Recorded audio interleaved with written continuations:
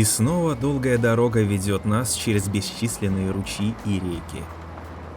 Зимник кажется бесконечным, то петляя, уводя нас вглубь тайги, то выводя на просторы припечорских болот.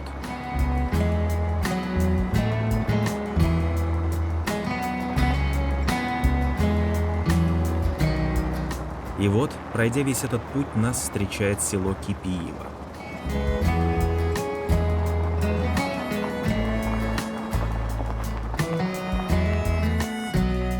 По воспоминаниям старожилов, на левом берегу Печоры, напротив нынешнего села, первыми поселились выходцы из села Мохча и Сизябск. Но из-за половодий им пришлось перебраться на противоположный высокий берег.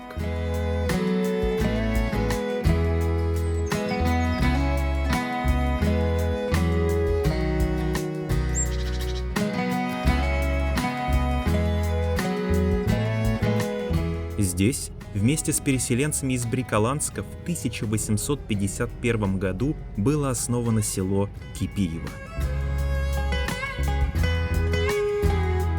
О происхождении названия Кипиево рассказывает местная легенда. Первыми поселились в этих местах рыбаки. После каждого удачного лова старший из них бросал рыбу из лодки и велел варить уху. При этом давал команду «На, кипи его!». Так, якобы безымянная речка получила свое название – Кипиево, а затем и село стало называться так же.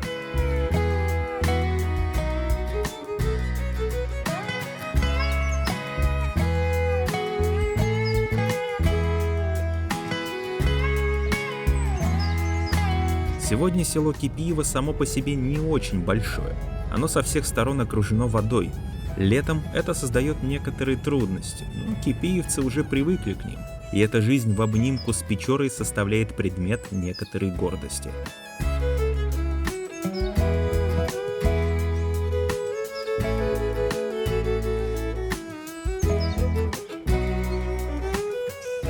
В Кипиево родился и вырос герой Советского Союза Александр Ефимович Чупров.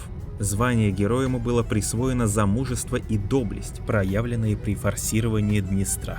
Свято хранят память его земляки. Именем героя названы улицы в селе Ижма и городе Сыктывкар, а также средняя школа в селе Кипиево. Возле школы установлен памятный обелиск.